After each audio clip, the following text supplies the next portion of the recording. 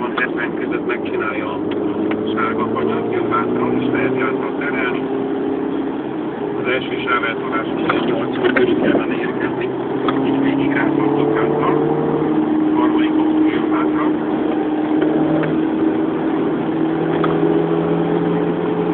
A második autó jön a sáveltolásoknál.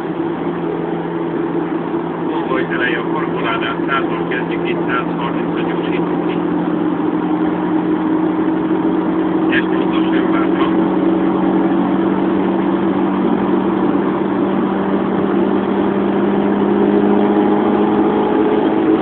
És konvoj egy lassítót következik, bevárjuk a harmadik autót.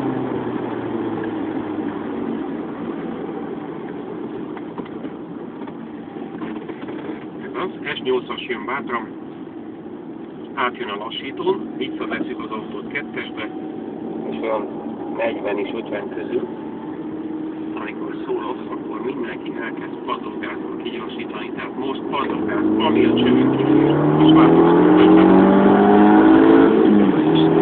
Bevérgáz, ami a csövünk kifér, kigyorsítunk, változást. Ahol én elkezdek fékezni, elkezd a második autó fékezni, most fékez a harmadik autó most.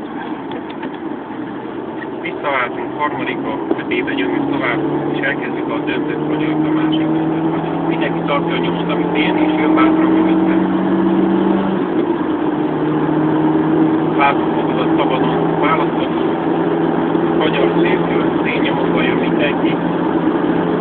Befelé a kanyar, megyünk ki, ami a legszökebb pontjához én most a konvoj eleje. Kanyarból kielvetjük a kormányzás hívét, és kimegyünk a korlát széléhez.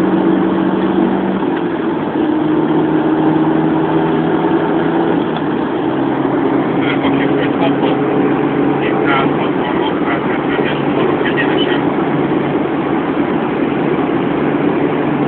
Nem kövér gáz, elkezdünk finomokból fékezni, rendezzük a tempót, valahol a bejáratnál, a sokkolójánál 100-on kéne belépni. És tartjuk.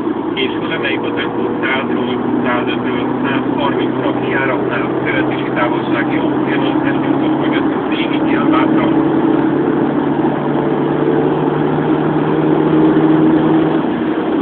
Konvoj feleje lassít. Visszatesszük a lassítónál harmadikba az autót, beállítjuk a 70-es tempót, és amikor szólok, 70-nel jön durván a tempó, és most harmadikban, negyedikbe padlógáz, most padlógáz, ami a csövek kifér.